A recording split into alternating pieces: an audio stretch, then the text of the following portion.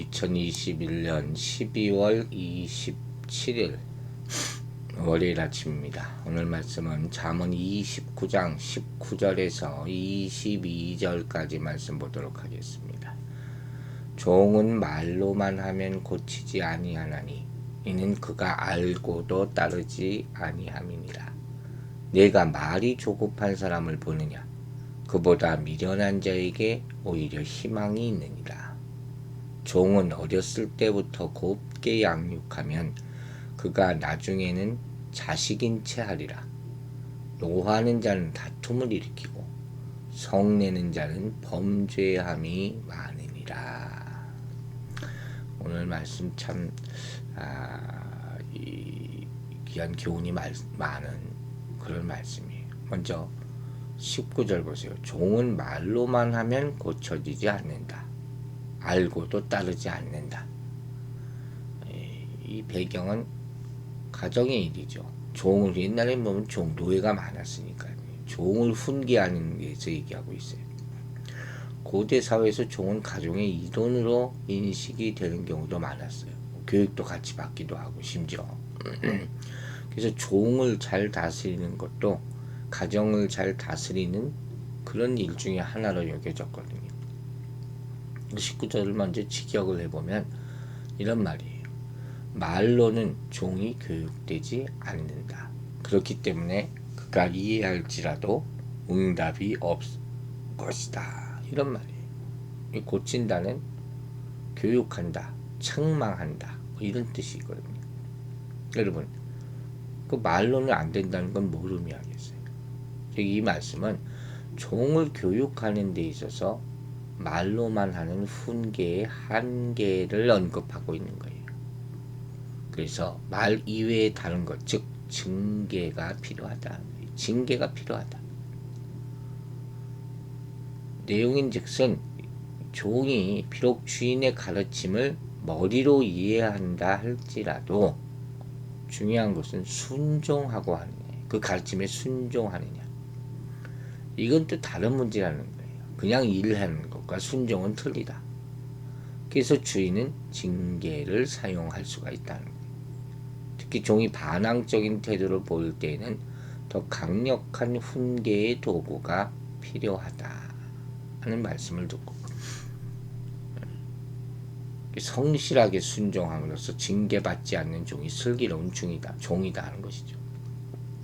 우리가 하나님의 말씀을 대하는 두 가지 자세가 있다는 말을 합니다. 아주 중요한 얘기예요. 그게 뭐냐? 하나는 하나님의 자녀로 받는 자세예요. 내가 하나님의 자녀다 생각하고 모든 말씀을 받는 거죠. 순종적 자세예요. 또 하나는 종의 자세로 임하는 거예요. 차이를 아시겠죠? 성경을 보면 탕자의 비유가 나오는 누가복음 15장을 보세요. 두 아들이 있잖아요. 둘 다 아들이에요. 둘 다 아비의 아들이에요. 그런데 탕자는 말을 안 듣다가 결국 돌이키고 감사하는 아들이죠. 그 감사를 아는 거죠. 은혜를 아는 아들이에요. 또 하나 아들은 첫째 아들이죠. 첫째 아들은 순종하는 것 같지만 사실 이거는 불만이 많은 거예요. 이런 순종을 노예적 순종이라고 해요. 억지로 하는 것이죠. 자발적으로. 아들은 진짜 아들이라면 자발적으로 순종해야 돼요. 종은 알지만 머리로는 알아. 하라고 할 때까지는 안 해요.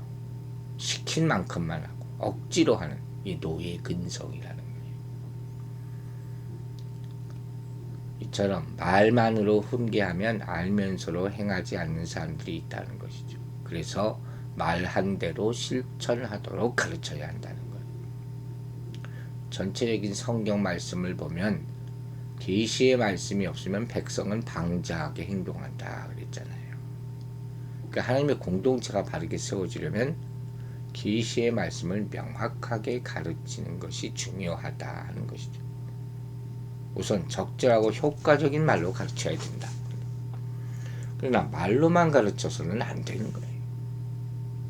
가르치는 자가 먼저 실천하라, 본을 보이라. 이게 중요하죠. 그리고 그래도 안 되면 징계가 필요하다. 종은 왜 말로만 하면 고쳐지지 않을까요? 그 이유가 뭔가요? 우리가 다 종의 위치거든요. 하나님 앞에서. 그 이유는 인간 본성 속에 원래 교만한 마음이 있기 때문이라는 것이.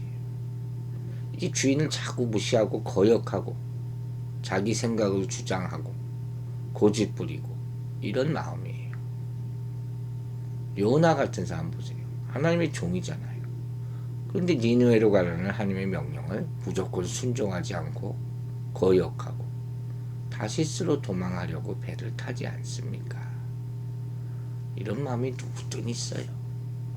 그러자 하나님께서는 거센 풍랑, 징계잖아요.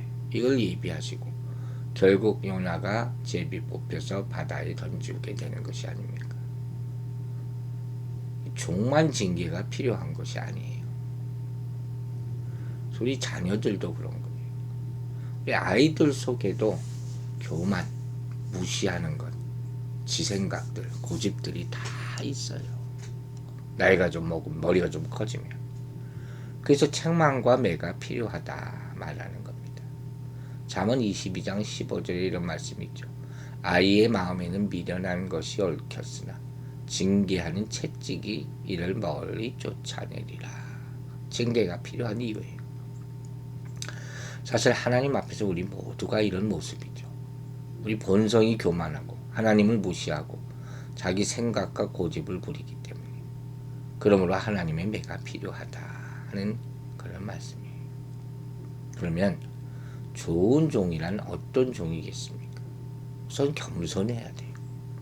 또 주인을 존중하고 지 생각과 고집을 버리고 어떤 좋은 생각이 있을 때는 기회를 봐서 겸손히 제안하고 주인의 뜻을 잘 이해해서 온전히 순종하고 그리고 죽도록 충성하는 이 종이에요. 좋은 종. 마찬가지로 좋은 성도도 이렇게 해야 돼요. 마태복음 16장 20절에 이렇게 말씀하셨어요. 이에 예수께서 제자들에게 이르시되 아무든지 나를 따라오려거든 자기를 부인하고 자기 십자가를 지고 나를 쫓을 것이니라. 참 어려운 말씀이죠. 이 근본이에요. 20절은 다시 사회적 현상에 대한 자문이 나옵니다. 말이 조급한 사람. 오늘 이 말씀도 참 좋은 말씀이네요. 말이 조급한 사람. 어떤 사람이 생각 없이 말이 나오는 거예요. 행동보다 말이 앞서는 사람 있어요. 근데 이 자문은 뭐라고 교훈합니까? 말의 권세에 따라 삶과 죽음이 결정될 수가 있기 때문에 말하기 전에 정말 심사숙고해야 한다는 거예요. 급하게 하는 말은 항상 부정적인 결과를 초래할 수 있어요. 여러분, 급하게 말한다, 말이 조급하다는 게 무슨 얘기냐면 한번 들어보시면 누군지 다 이게 걸리는 거 알 수 있을 거예요. 이런 거예요. 누가 뭐라고 하면 알았어 안다니까 이런 표현 하잖아요. 이게 말이 급한 거예요. 다 하죠. 그래서 말하는 거예요. 미련한 자가 차라리 희망이 있다. 급하게 하는 말이 나오는 아주 파괴적인 결과를 강조하는 것이죠. 언어는 마음의 표현이라고 했어요. 언어의 조급함이라는 건 마음의 조급함을 나타내는 거예요. 당연하죠. 그래서 언어의 조급한 사람이 미련한 자보다 더 못하다 한 까닭은 어떤 일에 대해서 신중히 생각하고 판단 후에 말하지 않고 그런 생각과 판단을 하기 전에 말부터 먼저 나와요. 그게 실수가 많다는 거예요. 지 근본은 조용히 근본적으로 먼저 듣는 데 있는 거예요. 옛날에 어떤 교수님이 그런 말을 했어요. 강의 다 끝날 때까지 질문하지도 말라. 의심하지도 말라. 다 끝나면 질문 시간 줄 테니까 그때 하라. 중간에 쭉 나서가지고 그냥 그런데요 하지 말라. 이 수업 망친다는 거예요. 급하면 뭐든지 망치게 돼 있어요. 잠언 10장 19절에 이런 말이 나옵니다. 말이 많으면 허물을 면키 어려우나 그 입술을 제어하는 자는 지혜가 있느니라. 또 12장 18절은 혹은 칼로 찌름같이 함부로 말하거나 거니와 지혜로운 자의 혀는 양약 같으니라. 함부로 말하는 것, 급하게 말하는 것 정말로 우리가 삼가야 될 것입니다. 그게 진짜 자기 진심이기 때문이에요. 이제 21절 아주 재미있는 말씀이 나와요. 종은 어렸을 때부터 곱게 양육하면 그가 나중에는 자식인 채 하리라. 종과 관련된 자문이죠. 종에게 합당한 교육이 있다는 거예요. 종의 위치, 자기 위치를 알아야 돼요. 아까도 얘기했지만 고대 사회에서는 종이 가족처럼 여겨졌다고 했잖아요. 하지만 신분의 한계라는 게 있는 거예요. 분명히 있어요. 주인과 종 사이가 아무리 친밀해도 반드시 지켜야 할 도리가 있다는 거죠. 그래서 적절한 교육 없이 종을 아끼기만 하면 나중에 뭔 일이 생긴다. 자식인 채 하리라. 종이 자신의 위치를 망각하고 행동함으로 주인에게 고통을 줄 수 있다. 주제 파악하라. 한마디로 그런 얘기. 그래서 곱게 양육한다는 것은 지나치게 떠받는다. 제멋대로 하게 만든다는. 자식인 채 한다는 말은 감사하지 않는다는 뜻이. 또 아들인 척 한다는 말이죠. 종은 기본적으로 주인을 섬기는 자예요. 종은 그 신분과 의무, 즉 종이라는 신분과 또 주인에게 복종해야 한다는 의무가 정해져 있어요. 태어날 때부터. 근데 본문은 종을 만약 어렸을 때부터 제멋대로 하게 내버려두면 나중에는 어떻게 해요? 절대로 말을 듣지 않을 거다. 자식같이 군다. 감사하지 않는 자가 될 것이다. 교만하게 된다는 거예요. 자기 신분과 의무를 잊어버리고 자기 위치를 벗어나서 주인에게 순종하지 않게 될 날이 올 것이다. 이거 또 우리에게 다 해당되는 말씀이죠. 우리는 항상 자신의 위치를 제대로 알고 행동해야 돼요. 근데 자신을 알라 그랬잖아요. 족함을 알아야 돼요. 절제를 알아야 돼요. 겸손해야 돼요. 사양의 덕을 아는 사람. 이 사람이 지혜로운 사람이라는 거예요. 다른 사람이 막 시켜 세워져요. 아, 너무너무 좋다. 이래도 흔들리면 안 돼. 자신의 위치가 있고 지켜야 할 것이 있는 법이에요. 종이 어떻게 주인의 것을 누릴 수가 있습니까? 그래서 본문이 종을 다루는 방법을 알려주는 것이죠. 너무 잘해주거나 마음대로 하게 내버려 두지 말라는 거예요. 물론 종에도 인격이 있으니까 인격적으로 대해야 돼요. 무시하는 말이나 무리한 짓이나 부당한 책망을 해서는 안 되겠죠. 필요한 경우에는 배려하고 도와줘야 하겠죠. 그러나 일에 관한 한 주인은 그걸 엄격하게 다뤄야 할 필요가 있다는 거예요. 때로는 칭찬하고 격려하지만 때로는 책망도 해야 된다는 것입니다. 이 말씀이 왜 중요하냐? 우리가 다 하나님의 종들이잖아요. 겸손하게 하나님께 순종하라 하는 말씀이에요. 우리 자녀이지만 또 종이란 말이에요. 그 신분과 위치를 알고 우리 임무를 다 해야 하고 다 한 후에도 우리가 해야 할 일을 한 것뿐이라고 겸손히 말해야 된다는 것입니다. 무익한 종이다. 바울이 말하잖아요. 하나님께 범사에 감사하고 죽도록 충성해야 되는 것이죠. 그걸 잊지 마시기 바랍니다. 22절 보면 노하는 자와 성내는 자라는 유형을 사용해서 분노를 조절하지 못하는 사람이 공동체에 끼치는 영향을 설명합니다. 어리석은 자는 분노를 통제하지 못함으로 공동체의 다툼과 범죄를 유발한다는 거예요. 인간은 감정을 느끼고 표현하면서 타인과 소통하고 행복을 경험하는 거예요. 그러나 감정은 절제할 줄 알아야 돼요. 감정이라는 게 중요하죠. 감정 없이 어떻게 삽니까? 하지만 통제해야 되는 것이 감정이에요. 특별히 분노라는 것, 이거 엄청난 에너지거든요. 기쁨과 분노, 상반된 에너지죠. 거룩한 분노는 악을 물리치고 사회를 변혁시키고 정의를 실현하는 힘이 된다고 할 정도로. 하지만 통제되지 않는 이기적인 분노라는 게 있어요. 자기 자신을 나타내는 것. 이건 긴장과 상처만을 줄 뿐이다 하는 거예요. 그리고 주변과 환경을 파괴하기까지 하는 거예요. 그래서 분을 자제하라는 거예요. 화낼 일이 없으면 얼마나 좋겠습니까? 그럴 수가 없잖아요. 살다 보면. 더 중요한 것이 화를 잘 다스리고 올바로 표현하는 방법을 배워야 되는 것이죠. 그러니까 왜 화가 나는지, 이게 화낼 만한 일인지, 어떻게 표현하는 것이 좋을지를 생각하고 사는 사람이다. 이게 지혜로운 사람이에요. 막상 화가 나는 순간에는 이런 생각할 여유조차 없지 않습니까? 그냥 화가 먼저 나오는 것이지. 그 자리를 빨리 피하는 거예요. 감정을 삭히는 시간을 가져야 된다는 거예요. 해가 지도록 화를 품지 말라는 말도 또 있지 않습니까? 마귀가 틈을 탄다.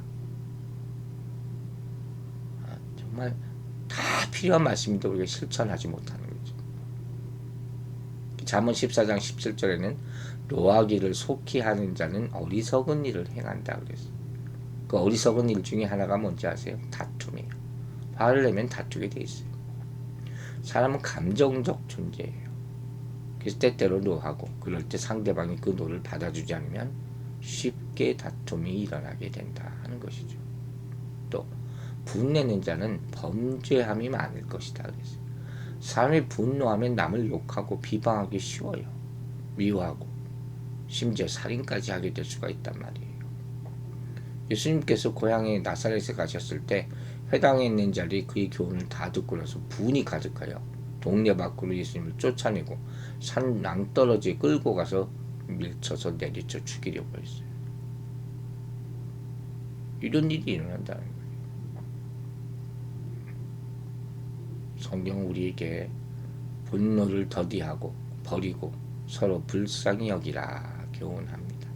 에베소서 4장 31절부터 이렇게 말하죠. 너희는 모든 악독과 노함과 분냄과 떠드는 것과 회방하는 것을 모든 악의와 함께 버리고 서로 인자하게 하며 불쌍히 여기라. 꼭 기억하고 실천하게 되기를 주의 이름으로 축원합니다. 기도하겠습니다. 아버지 하나님, 오늘 우리 인생에 꼭 필요한 말씀 들었습니다. 우리가 하나님의 말씀을 들을 때 어떤 자세로 듣는지 우리가 돌아봅니다. 정말 하나님의 순종적인 아들로 감사하면서 받고 그렇게 살려고 하는지, 아니면 마지못해서 억지로 종처럼 행동하지는 않았는지 돌아봅니다. 우리 안에 있는 죄되고 교만한 마음 정말로 다 버리게 해주시고, 나는 이제 다 안다, 나는 됐다 하는 그런 마음 다 낮춰 주시옵소서. 정말 겸손하게 존중하면서 내 생각과 내 고집을 버리게 하여 주시고, 하나님의 말, 아들의 마음을 따를 수 있는 그런 심령을 허락하여 주시옵소서. 또 하나님의 말을 받을 때와 마찬가지로 말을 할 때 조급하지 않도록 우리에게 절제와 지혜를 허락하여 주시옵소서. 말이 권세에 따라 삶과 죽음이 결정된다고 했습니다. 생각하고 기다리고 또 참도록 하여 주시고, 꼭 필요한 말만 할 수 있도록 성령님께서 우리의 혀를 다스려 주시옵소서. 오늘 이 말씀을 성경에 꼭 기록하고 내 마음에 또 기록하고, 그리고 어떤 감정의 흥분에 따라도 흔들리지 않게 살아갈 수 있도록 우리를 인도하시고 다스려 주시옵소서. 감사드리며 예수 그리스도의 이름으로 기도했습니다.